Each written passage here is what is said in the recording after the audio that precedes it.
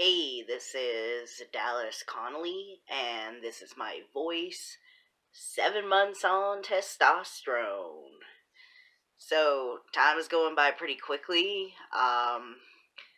In terms of changes, I've noticed that my voice is continuing to lower. I feel it with every shot of testosterone I take. It feels like it drops a little bit more. I'm not sure how noticeable it is to other people, but I can hear it getting a bit lower. For me, it's never been a drastic change. Um, it's never like drastically dropped so far for me. Um, but it's going down steady, and I really hope it continues to drop even more. Because I still don't pass as a male voice over the phone.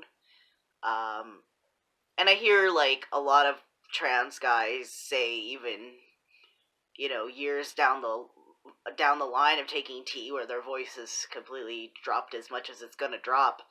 Um, and to me, they sound like a guy when I hear them speak. But they say that even for them over the phone, a lot of the times they'll get misgendered. So I kind of expect the same thing to happen to me. But I really hope, since I work on a phone job, like in a call center, that my voice gets to a point where I won't be misgendered on virtually every phone call. That it'll happen a lot less often, hopefully, for me. But I understand that it's probably still gonna happen, even when my voice gets to its lowest point. But yeah, for me, taking tea, the biggest thing I really, really wanted was the voice drop to sound like a male. I always really hated my voice my whole life, and yeah, I still hope that it gets lower.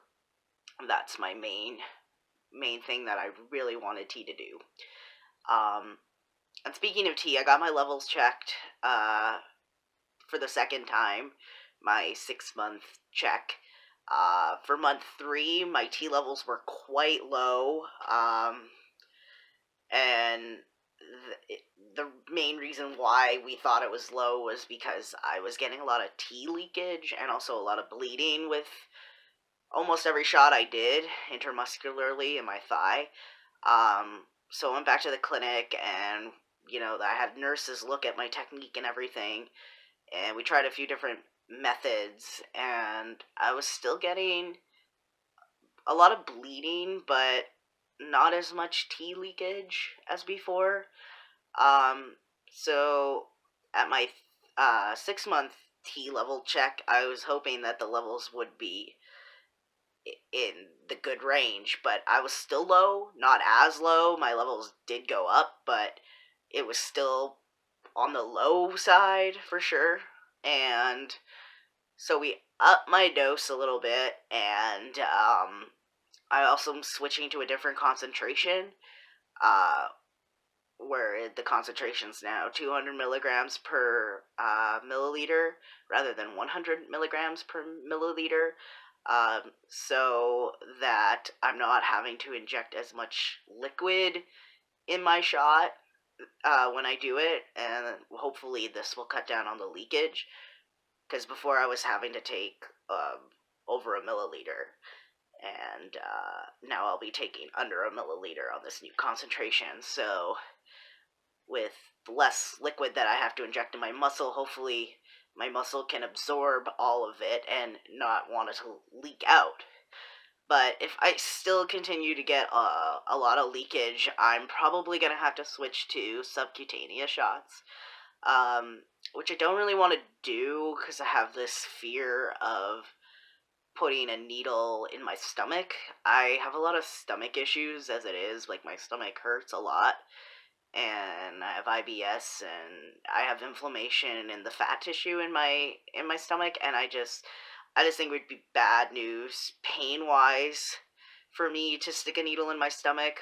But if I continue to get this problem of too much tea leakage, I may not have a choice than to do it subcutaneously. So, um, I'll cross that bridge when I get to it, but yeah. I kind of feel like maybe that's why I haven't gotten a like whole lot of changes in my opinion at the 7 month mark compared to other guys that I see on, YouTube or that I know in real life. And I know you're not supposed to compare to other people. Everyone changes at different rates, and, some people get certain changes and other guys don't get those changes. I get that, but I still feel like maybe, like, clearly with a low T level, obviously I am not experiencing as many changes that I should be experiencing. I'm still experiencing changes, but I just think it's slower because my levels are not at the level that a normal cis guy would have. So yeah, I'm really hoping I can get this cleared up because I really want my levels to be at the level they want to be. Obviously, that's important to me, and that's going to be even more important after I get a hysterectomy, because then I won't have any estrogen in my body, and I'll need the T levels in order to have a sex hormone in my body, because it's important to have normal levels of sex hormones in your body. Otherwise, parts of your body go to shit, and particularly your bones. So yeah, it's just really important that I can get my T levels regulated. That's going to be particularly important after I get a hysterectomy, which I don't have a date or anything for that yet. That's still a while away. But, yeah, it's something I want in the future, so it's something I, think about. Anyways, other changes I've noticed, really the only other change other than a little bit of a voice drop is I am getting more facial hair, especially right here on the, underneath my chin, on my neck. I'm getting a lot more facial hair in that area, and also, like, I shaved again, like, about a week ago, and, the past few times when I had shaved my face, the hair took a really long time to grow back, but, this time around when I shaved, it, like, what I had grew back in just a course of, like, 4 days. So that's definitely a change. So the facial hair that I do have is, like, growing back in very quickly after I shave it. So that's really cool. So yeah, that's kind of exciting. I've never really been a facial hair kind of guy, but it's just cool to know that you can grow it. And I mean, I know it'll help me pass more. So I do sort of plan on having a little bit of facial hair on my face. Not a lot. Definitely don't want some crazy beard or mustache or like, I don't want anything like that. I'll always keep it like close shaven, but it's just so cool to like know that you could grow facial hair. That's cool. I guess the other change too, like, that I noticed, like, body hair wise, yeah, it's still going. Lots of body hair, more and more every day. But I have noticed I'm getting chest hair now, which is kind of weird because I haven't had top surgery yet. So to see chest hair there, it's kind of really weird. But once I have top surgery, I think that's gonna be cool.